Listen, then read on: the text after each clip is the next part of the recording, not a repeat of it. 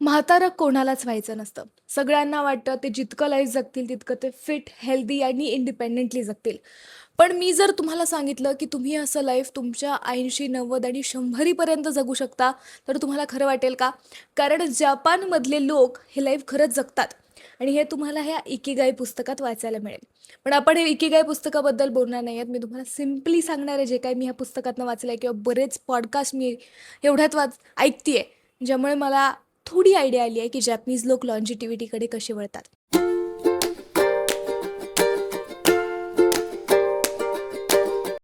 तर हॅलो, मी अद्वैता आणि बऱ्याच दिवसांपासून मी जसं सांगितलं की मला जॅपनीज लॉन्जिटिव्हिटी, त्यांचं लाईफस्टाईल ह्याबद्दल मी स्टडी करत होते आणि त्यातनं मला काही गोष्टी कळाल्या ज्या आपल्या देशामध्ये तर फार रेअर आहेत.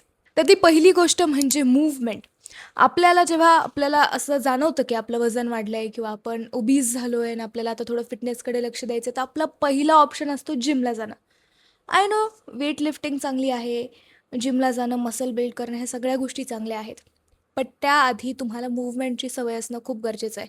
इनफॅक्ट तुम्ही जिमला जरी जात असाल तरीसुद्धा दिवसभरात तुम्ही किती ॲक्टिव्ह आहात, मूव्ह करता, हे खूप इम्पॉर्टंट आहे. जपानमध्ये लोक त्यांच्या कामाच्या ठिकाणी, ऑफिसला किंवा शॉपिंग करण्यासाठी, किराणा घेण्यासाठी सगळीकडे चालत जातात. आपल्याकडे टू व्हीलरची उपलब्धता असल्यामुळे, ॲक्सेसिबल असल्यामुळे आपण चालत जाण्याकडे दुर्लक्ष करतो आणि आपण सगळ्या छोट्या-मोठ्या कामांसाठी आपली स्कूटी काढतो, बाईक काढतो आणि चालले जातो. त्यामुळे आपली डेली मूव्हमेंट जी असते ती फार कमी असते आणि ह्याने आपल्याला ओबेसिटी, हायपरटेन्शन, डायबिटीज सारख्या गोष्टी सर्रास जाणवतात आणि फार लवकर ह्या गोष्टी आपल्याला आपल्या मागे लागतात. सो आधीपासून ह्या सवयी पण फार इम्पॉर्टंट असतात, ते मी शेवटी तुम्हाला सांगेलच.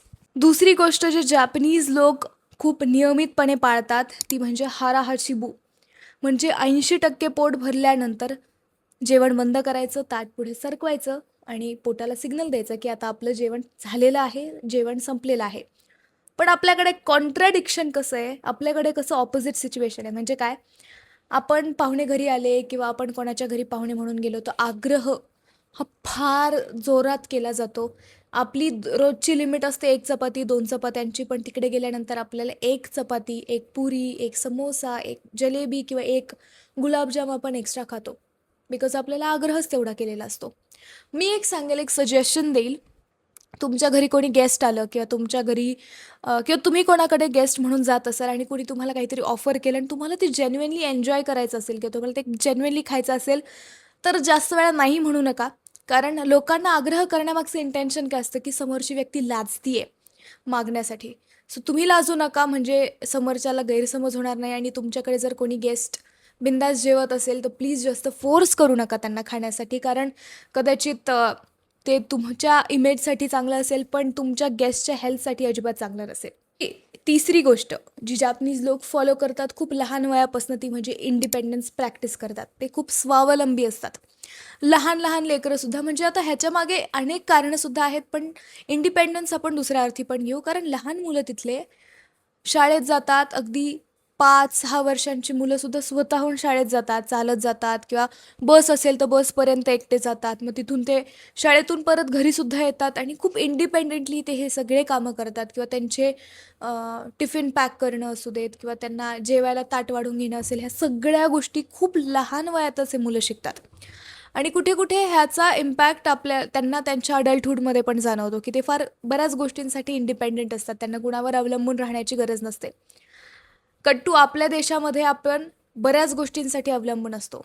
आपल्या पेरेंट्सवरती, आपल्या पार्टनरवरती, आपल्या चिल्ड्रनवरती वय झाल्यानंतर. सो इंडिपेंडन्स असेल तर आय गेस लॉन्जिटिव्हिटी वाढते आणि हे जॅपनीज लोक त्याचं खूप मोठं उदाहरण आहे. चौथी गोष्ट जॅपनीज लोक फॉलो करतात ज्याने ते दीर्घायुषी होतात, ती चौथी गोष्ट आहे फ्लो स्टेट.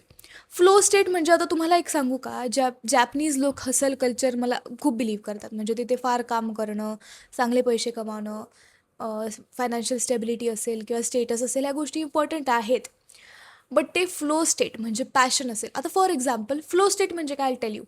एक पेंटर आहे, आर्टिस्ट आहे, त्या व्यक्तीला पेंटिंग करायला खूप आवडतं. जेव्हा ती व्यक्ती पेंटिंग करते त्यावेळी त्या व्यक्तीच्या डोक्यात दुसरे कोणतेच विचार येत नाही आणि ती अगदी तासनतास ते काम इतक्या डेडिकेशननी, कॉन्सन्ट्रेशननी, फोकसने ते काम पूर्ण करते की that is their flow state.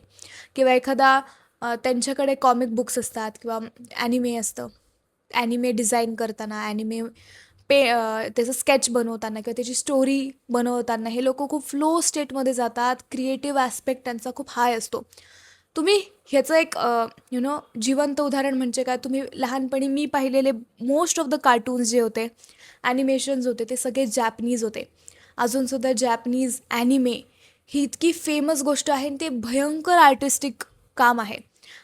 आपल्या देशातनं एवढं भयंकर आर्टिस्टिक काम का बाहेर निघत नाही ह्याच्याकडे पण आपण एकदा फोकस म्हणजे विचार केला पाहिजे, की आपण आपले मुलं जेव्हा पेंटर्स असतात, आर्टिस्ट असतात, त्यांना आपण सपोर्ट करतो, की त्यांना म्हणतो की this is not a real career. Because art असेल तिथे करिअर ऑटोमॅटिकली बनतं इवन इन.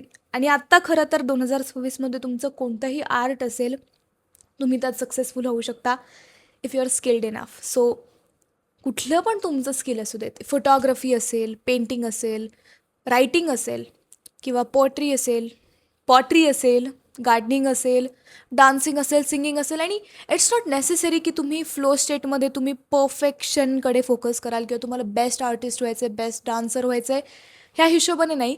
पण ॲक्च्युली तुम्ही ते एन्जॉय करता आणि इतके एन्जॉय करता की तुमचा ब्रेन त्यावेळी फक्त त्या कामाबद्दल विचार करत असतो किंवा तुम्ही खूप सहजतेने तुमच्याकडनं ते काम होतं. That is called as the flow state. असे तर जापनीज लोक बऱ्याच गोष्टी करतात, पण ही 5वी आणि शेवटची गोष्ट मी तुम्हाला सांगणार आहे, जी भारतात पण लोक बऱ्यापैकी प्रॅक्टिस करतात, पण फार वेगळ्या पद्धतीने करतात. आणि ती म्हणजे सोशल गॅदरिंग. सोशल गॅदरिंग म्हणजे काय, तर एक ग्रुप असणार, तो एकत्र येणार, एकमेकांसोबत गप्पा मारणार किंवा त्यांचे व्ह्यूज शेअर करणार. आज मी हे केलं किंवा मी आठवड्याभरात ह्या गोष्टी केल्या. हे गोष्टी शेअर करणं is what is called as social gathering. का टू भारतातला जर विचार केला आपण, तर मोस्टली अचीवमेंट्सबद्दल कोणत्या बोललं जातं, कम्पॅरिझन केलं जातं. मी हे केलं, मी ते केलं. त्यामध्ये सपोर्ट सिस्टमची कमतरता असते किंवा most of the Indian gatherings जे असतात, लग्न असू देत, बर्थडे पार्टीज असू देत किंवा कुठलेही, त्या गॅदरिंग्समध्ये एखाद्यावरती टॉन्ट मारणं, त्याला चिडवणं, एकदम थर्ड क्लास लेवलचे जोक्स मारणं, हे आपल्याकडच्या सोशल गॅदरिंगची परिभाषा. आणि मला सांगा, असे जोक्स किंवा असे घाणेरडी वाईब असलेल्या ठिकाणी लोक जास्त आयुष्य जगतील असं कुठून वाटतं आपल्याला? आय नो आपण खूप जास्त पॉप्युलेशन आपली जास्त असल्यामुळे आपल्याला सोशल गॅदरिंगची तर अजिबात कमी नाही आहे. बट तुम्ही विचार करा, जर जॅपनीज लोक एवढे कमी पॉप्युलेशनचे असूनसुद्धा त्यांच्या सोशल गॅदरिंग्समुळे ते लॉन्जिटिव्हिटीकडे जातात, दीर्घायुषी बनतात, आपण किती मोठी चूक करतो आहे. लाईक लिटरली स्ट्रेस घालवण्यासाठी सोशल गॅदरिंग्ज असायला हव्यात, स्ट्रेस वाढवण्यासाठी नाही. कुठेतरी आपण आपल्या गॅदरिंग्समध्ये हे बदल करणं खूप गरजेचं आहे. एखाद्याला टॉन्ट मारणं किंवा एखाद्याबद्दल वाईट बोलणं आणि एखाद्याची खिल्ली उडवणं त्यांच्यासमोर, त्यांना वाईट फील करवणं, this is not a social gathering. ह्याला म्हणतात तुमची लायकी दाखवणं, टू बी ऑनेस्ट. सो आणि आपल्याकडे हेच प्रकार घडतात. कोणी आलं, त्यांच्या रंगावरती, बॉडीवरती, त्यांच्या कपड्यांवरती, त्यांच्या कशावरती पण तुम्ही टॉन्ट मारणार, त्यांना खराब फील करवणार आणि तुम्हाला वाटतं अरे मी किती भारी, मी त्यांना असं फील करवलं. And then that is how it is. आणि आपण जर खरंच चांगली लाईफस्टाईल जगायची असेल, चांगलं लाईफ जगायचं असेल, तर ही गोष्ट बदलण्याची खूप गरज आहे. आय होप तुम्हाला हा व्हिडिओ आवडला असेल आणि तुम्ही पण ह्या गोष्टींवरती विचार कराल, की अरे आपण कुठली गोष्ट फार चुकीची करतो. आणि ह्या खूप सिम्पल गोष्टी आहेत, टू बी ऑनेस्ट. ह्यात काहीच विशेष आउट ऑफ द बॉक्स किंवा इनक्रेडिबली अवघड असं काहीच नाही. ह्या गोष्टी आपण लिटरली रोज फॉलो करू शकतो. आणि तेच आहे इकिगाई, तेच आहे सिक्रेट टू लॉन्जिटिव्हिटी. 100 वर्ष जगण्याचं हे सिक्रेट आहे. तुम्हाला पण जर 100 वर्ष जगायचं असेल तर चॅनलला सबस्क्राईब करा, माझ्या ह्या व्हिडिओला लाईक करा. असेच नवनवीन भारी भारी व्हिडिओज माझ्या चॅनलवरती येत असतात, त्यामुळे मला सबस्क्राईब करायला विसरू नका. पुन्हा भेटू अशाच एका व्हिडिओवरती. तोपर्यंत बाय.